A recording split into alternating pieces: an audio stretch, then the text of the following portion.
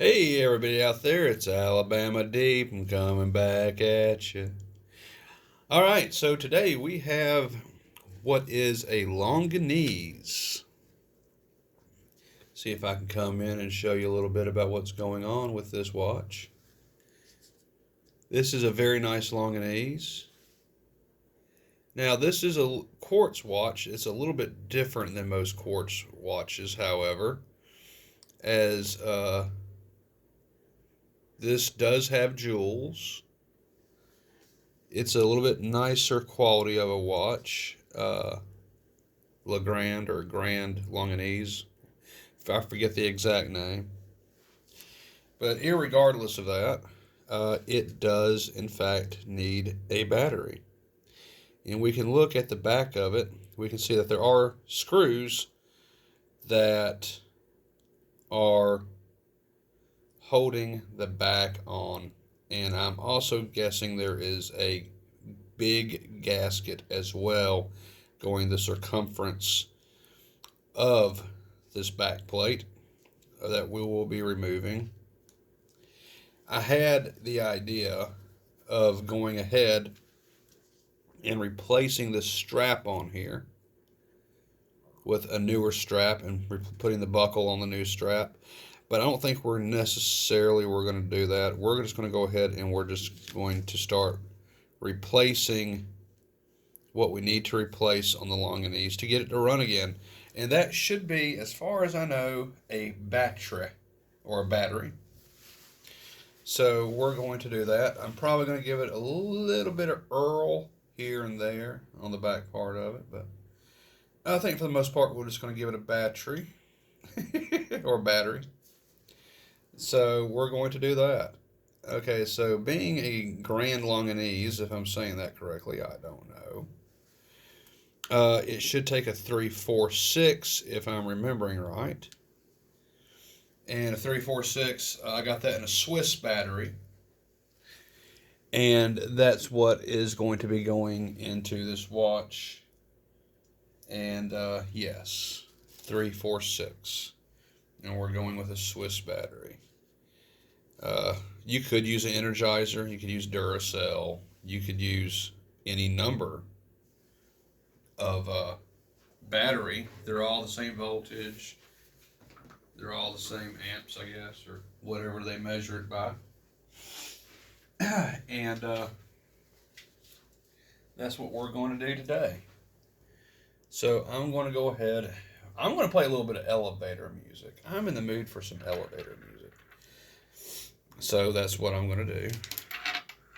Get my Earls over here and my little Earl applier ready to go. And I think for this, I think I am going to wear my finger cots. This particular Longines, I've seen them for sale on eBay for $346. I've seen them go all the way up to $763. So I'm not really sure what the total value of one of these Grand Longines is, but I can assure you that if it is what I think it is on the inside, it's a very nice watch. And I envision it with having, of course, a battery inside of it because it is quartz. And I envision it with at least 7 or 8 jewels on the inside. And I envision the inside looking much like a mechanical watch, only it does not have a spring in it.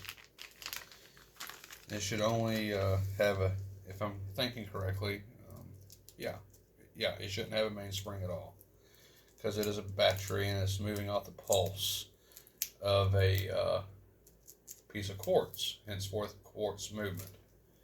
And that little piece of quartz and its vibration with the electricity from the battery powers the watch as it moves down.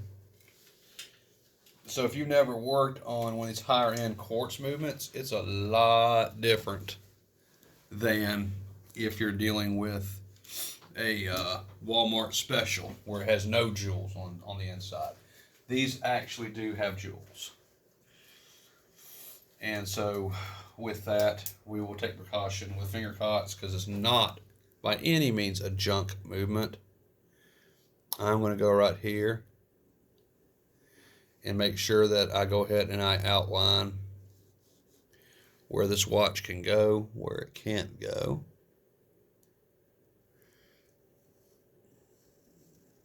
I want it to stay within focus. So, okay, that tells me my perimeter. So I will do my best not to move it past that. Okay. So let's come on in here. Let's get some elevator music going.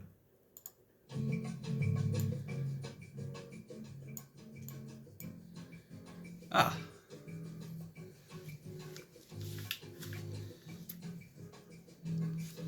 I have the new battery sitting off to the side.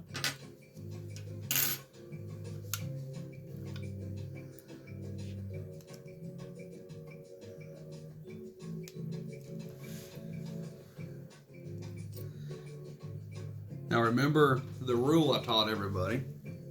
That was taught to me. Always make sure that your screwdriver, that the width of its blade equals the width of the screw.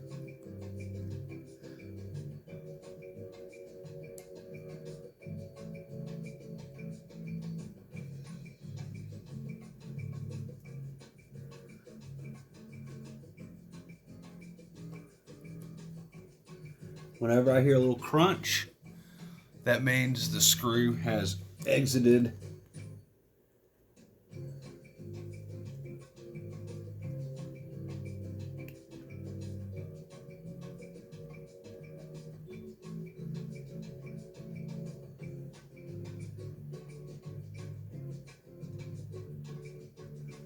and I felt that one.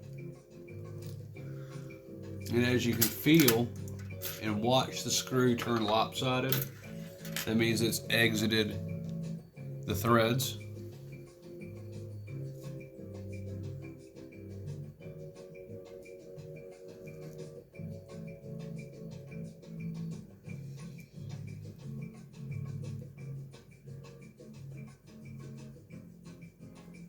All right.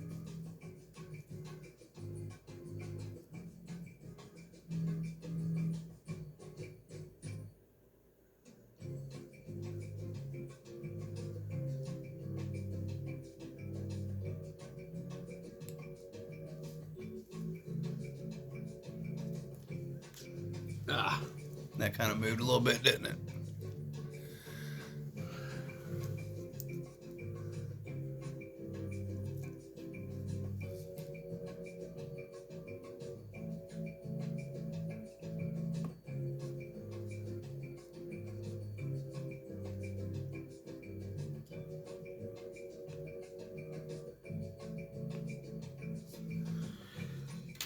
If I'm thinking right, this should just lift up.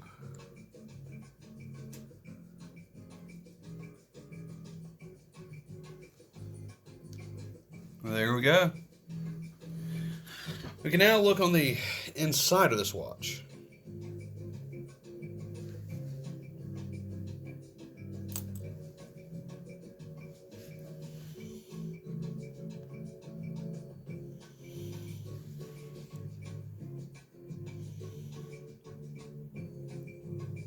One, two, three, four, five, six, seven, eight. Now, I'm not going to pretend I've already been inside this watch. And I'm sorry it's a little blurry. I don't know. My camera doesn't want to seem to work 100% right today. I don't get it, but okay.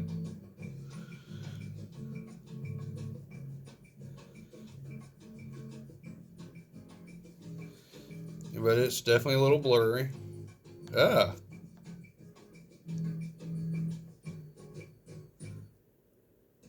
Apparently I can adjust the lighting on it too from there.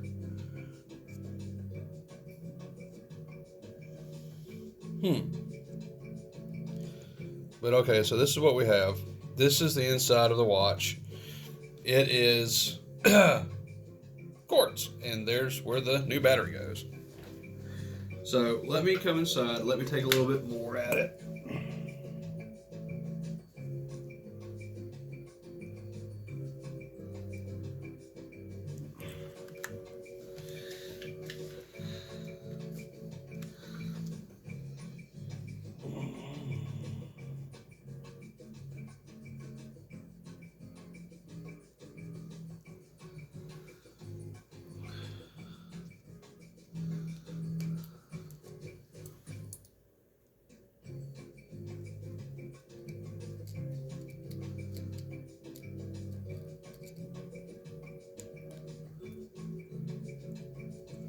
There's the gasket on it.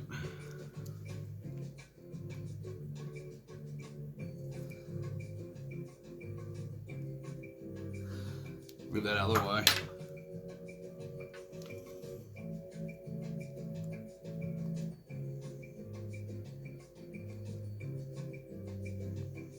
Okay. Now, I'm sure you've already seen it to see if it's going to function. But we already know it's functioning. I just saw it move. Oh, there it goes again. So, okay. See, these quartz are really just kind of simple to work on. So we know that it's working. Excellent.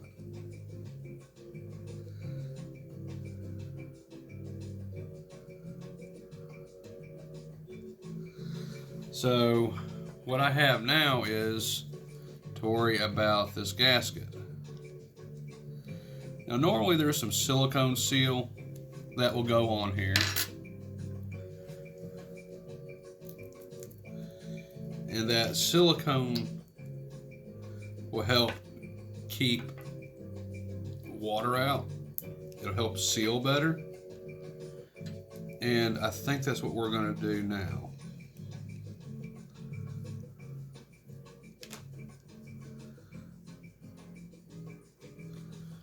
So I am going to go ahead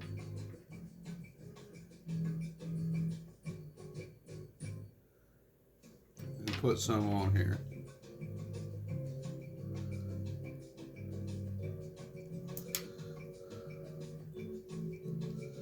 I don't have the type that goes in a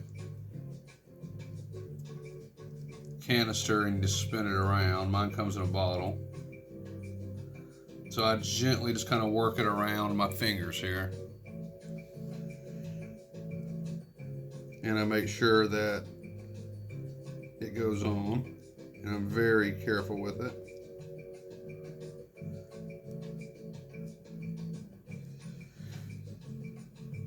Okay. So I got some of that on there. So really all I got to do is just line it back up. I mean, this is easy 1, 2, 3. I mean, these are not hard to do at all unless you got to fully strip them down. And that's if they're not going to work. I mean, it probably could use a servicing, but it's not detrimental to it operating. It's working just fine as it is.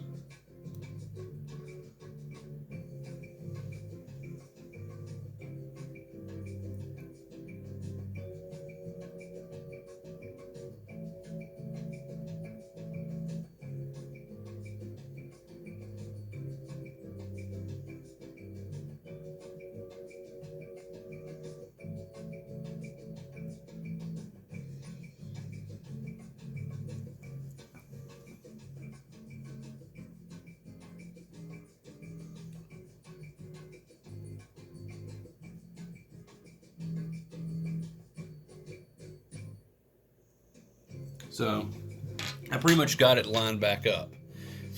It's lined up with the holes. And so now I'm going to come back over the top of it and put the screws right back down where they go.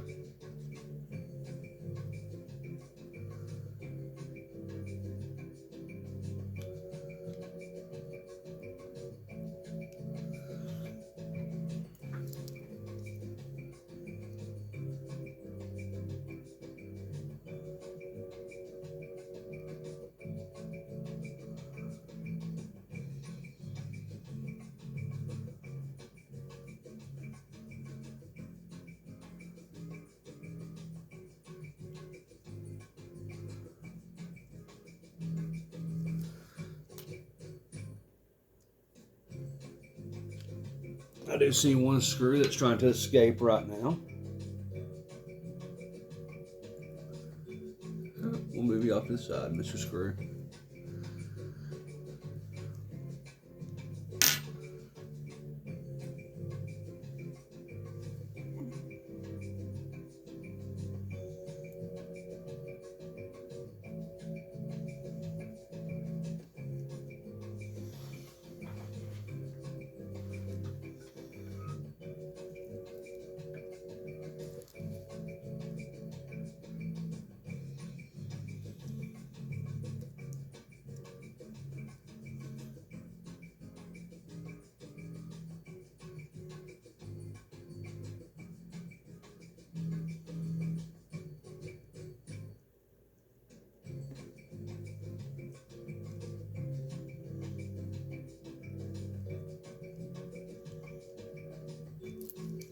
If they don't want to work right off the bat, that's okay. That's okay.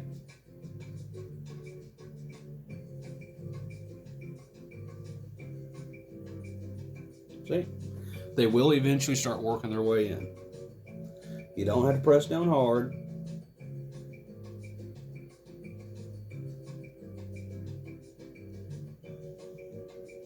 You just be very gently and matter of fact with it. See? And I don't even screw them down all the way. I barely screw them in. Or I go halfway with it. Because it's kind of like putting lug nuts on a tire when your other tire goes flat on the road and you have to change it. Well, guess what? You want the patterns to line up. You want the nuts to fit in correctly. You don't hammer it down on the first one. You line them all up, have them loose, and then go around in circles. Well, this is really no different. It's the same thing.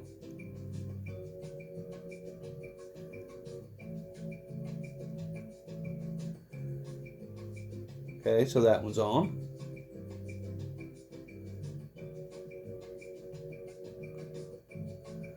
I felt a little crunch. That means it went into the threads. I'm being very gentle and matter of fact with it. Then we got this one screw right here. And it wants to be a runaway screw, I see.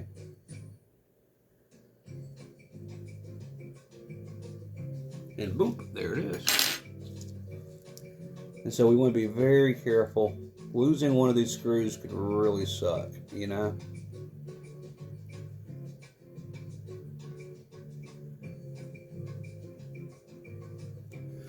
Okay, so I got all the screws back in. What I got to do now is gently tighten them down. And they don't need you to go all over it. You just need it to be snug. Okay, that's all you need is snug. You don't want to try to hammer it down. You'll strip the thread, strip the head, end up taking your watch and all over the back of the watch, and then you mess the gold up on it. You know, kind of like has already happened to it apparently at some point in time, but it's nowhere near as bad as the Cellini.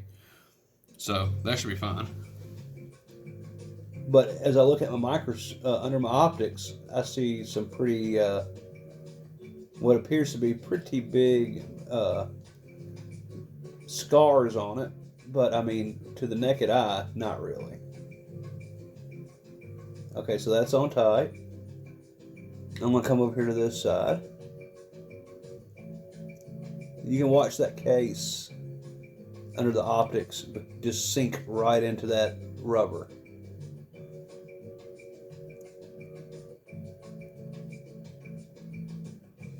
That's tight.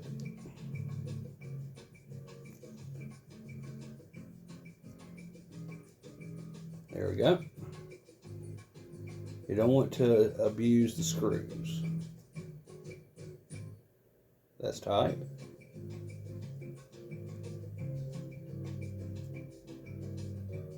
That's tight. And then I go around and I just check each one.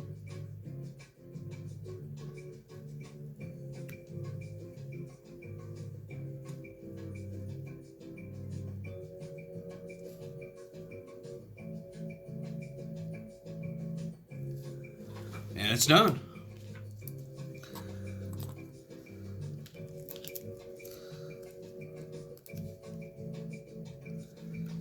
In all honesty, that's nowhere near as bad as the other one.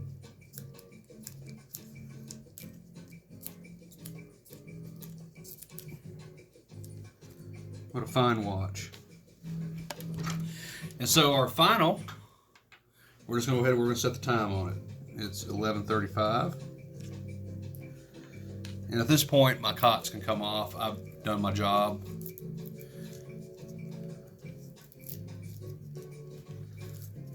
Mr. Longines is running.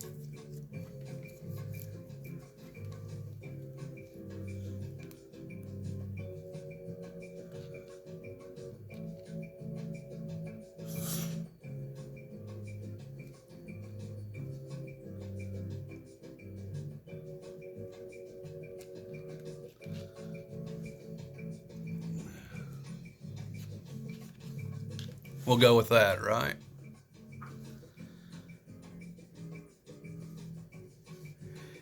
Watch it one more time. I already see the hands moving. Click. Click. You're going to click it. Come on, give it a click.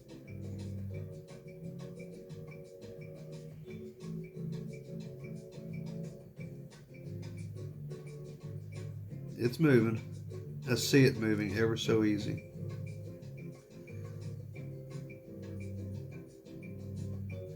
Perfect. All right, see guys, that wasn't that bad. And actually a very short video. So coming in, looking at Mr. Longines again. This watch is done. Yep, it just clicked. So we know it's working. So, okay guys, that's how I change a battery on a upper crust class luxury quartz movement. Pretty easy to do. Now let's see if we can get one in that's so dang dirty it won't even function, and I'll show you how to break those down. It's actually a little bit easier to do than if you're working with one with a mainspring. I think it is anyway, and we will cross that bridge when we get there. Alright guys, this is Alabama Deep. I am gone, I am out. I have been running a little bit of a fever anyway, so I'm letting my fever break right now. I have a 26-hour bug. So I'm going to go back to sleep. My Tylenol's starting to work, and so I'm going to go back to bed. Guys, wish me well. I'll see y'all in the next video. Please like, share, subscribe, comment below. Do you like this watch? Would you like to own one? What are the ups and downs of it having a battery in it, being a quartz? Let me know in your comments below. I'll see y'all later. Bye-bye.